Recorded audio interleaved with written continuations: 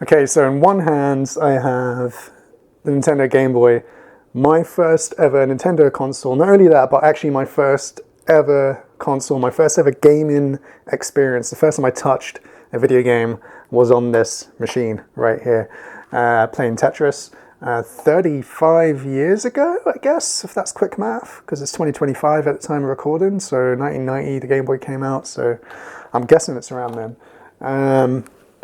And on this hand, I have the Nintendo Switch Lite. So yeah, this might be my last ever Nintendo console. So first and last right here, and I'm saying that today, which feels weird, because like I ain't like young, but I'm not exactly 80 either, so for me to be saying about my last ever console is a weird thing to say, but specifically Nintendo. I want to be clear as well, I ain't quitting like Nintendo as a whole. I'm just speaking specifically of consoles. Like last year, I went to Super Nintendo World where I got my Mario wristband. I'll put that back there. I was in Japan and I also went to the Pokemon centers. I got to hang out with my boy Bulbasaur. Some might say the best starter Pokemon. I'm one of those people. Yeah, so this is very specific to Nintendo consoles. And yeah, like a lot of people have been talking about the price of Switch 2. Switch 2 is coming out within the next week. By the time this video comes out, it's either about to come out, like it's the same week, or it's just come out. So, and everyone's been talking, about the pricing of the console and the pricing of the games. And yeah, that is a factor into this video and into my thoughts and feelings of continuing to be a gamer within the Nintendo platform. But there's a lot more to it, hence why I'm doing this video. So yeah, I've only had the Switch 1 for about 4 years as of the time of recording. I was pretty mid-gen for the Switch, and honestly, it was a very last-minute decision.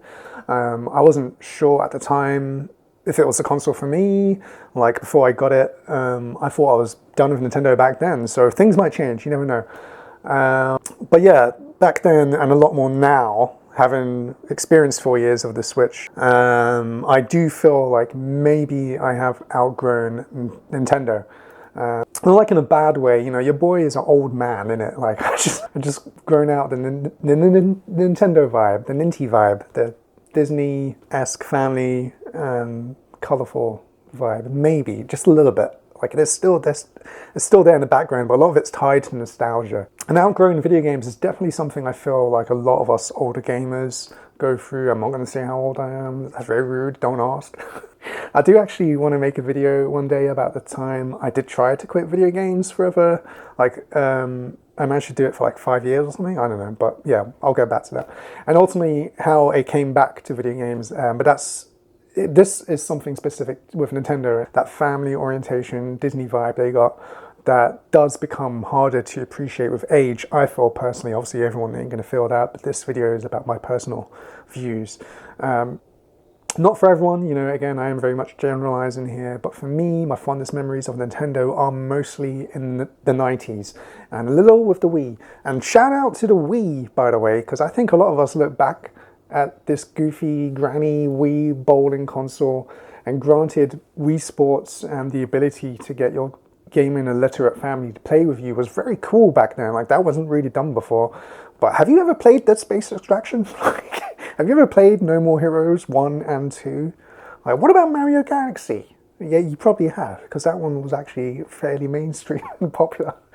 Everybody played it, it was sick.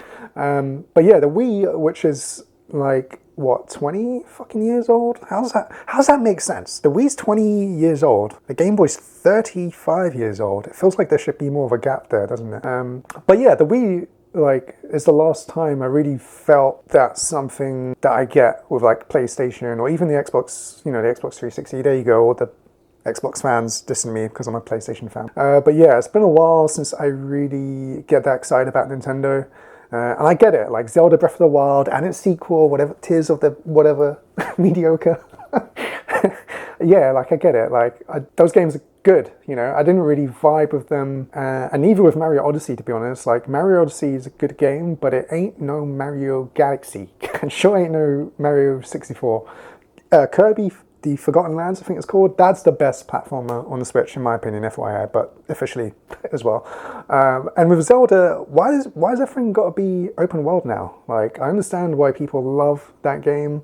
and it's been voted best game of the year. Multiple people and smart people, smarter than me, with magazines and stuff. But was it not perfect before? Like, I'm going off tangent.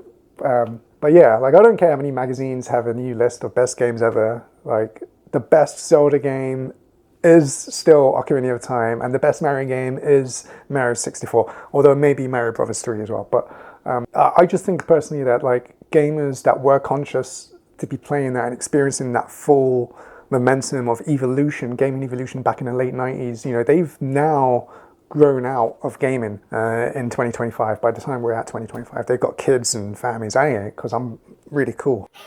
But yeah, as I was saying, people grow out of video games. Like, if you were there, that jump from 2D to 3D graphics, how can you beat that? Like, answer, you can't. Not until, you know, Shigeru Miyamoto figures out some sort of holodeck Star Trek thing. VR had me teased a little bit, you know, I was like, oh, this could be it, but yeah, it wasn't really. Astrobot VR mission, banger. I'm going off tangent again. Let's stick with it. We'll get through this ADHD rants. Let's go back to this bad boy over here. Where is it? My first ever console, the Nintendo Game Boy, looking a bit faded and grey. Still works technically, but you can tell when you're powering on, like, the insides they're dying. Something, capacitors or something. I don't know. But literally my first gaming console and my first gaming experience, that and Tetris. Banger. So Nintendo does have a very special place in my heart and always will. I mean, despite my love for everything PlayStation, my favorite console ever is actually the Nintendo 64. This is my original controller. I do have the console back there. I just couldn't be bothered to whip it out. It looks very dirty, so do not zoom in. But I just wanted to get that out. That thing, Nintendo 64, felt like it was sent back from the future, like some fucking Dial of Destiny shit, man. Like, that console had no place being that amazing in the late 90s. Like, even as much as I love the PlayStation 1, like, if you were, like, back then, the N64 did blow it away, not only graphically, but, like, just the games, it was shooting out there. And Final Fantasy VII and Metal Gear Solid, I love those games. And they are, like, you know, my top 5. But there's something about, like, Mario 64, Zelda Ocarina of Time, GoldenEye, Mario Kart 64, like, you know. So yeah, I guess what I'm trying to say is that my past memories of Nintendo are far greater than my present memories of Nintendo. But that's only because they set the bar so sky high into the fucking stratosphere. So it's kind of unthinkable. Like, how can you top my first ever gaming experience or the Nintendo 64, which in my opinion is Nintendo's magnum opus? Like, you can't really, I mean, maybe you can one day, but it hasn't happened yet. The Wii came close, and that's why I think it has a special place in my heart as well. But yeah, the Switch for me just ain't it. And I know other people have said this, again, as I said in the beginning of the video, but I ain't spending that type of money on a Nintendo console or the games.